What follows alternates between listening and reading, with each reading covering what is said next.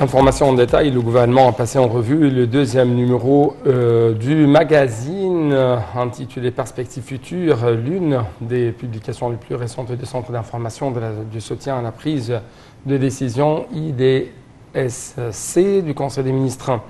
Le Premier ministre Dr Moussa Madbouli a loué l'effort fourni par les penseurs et les experts participant à la rédaction de ce numéro qui prévoit les orientations du nouvel an. De même qu'il a remercié les responsables ayant contribué à la publication de la revue sous cette forme honorable à l'intention des décideurs et du public.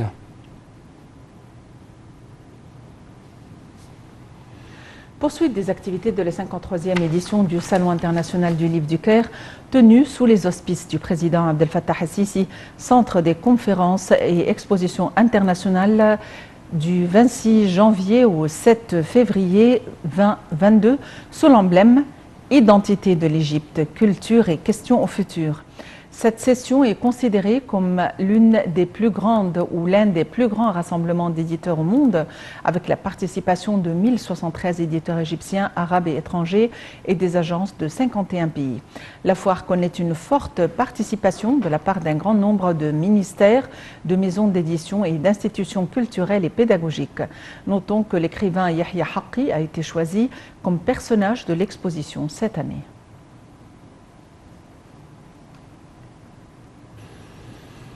Le ministre du Transport, l'ingénieur Kamel El Ouazil, a tenu une réunion élargie avec les délégations d'une compagnie espagnole internationale afin de consolider la coopération conjointe dans le domaine des chemins de fer.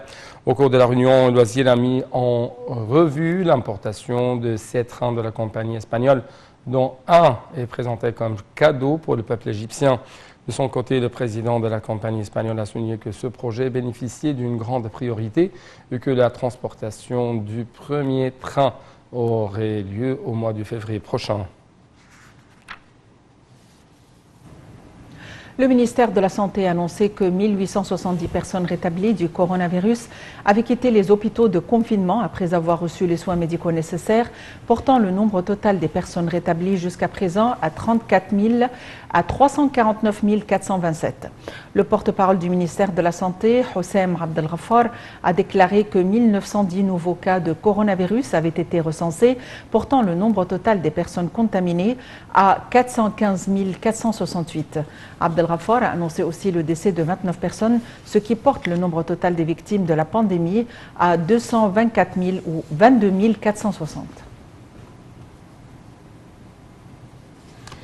L'Angleterre a laissé derrière elle aujourd'hui la quasi-totalité des dernières restrictions en vigueur pour lutter contre le Covid-19 avec lequel, espère le gouvernement, la population va s'habituer à vivre comme elle le fait.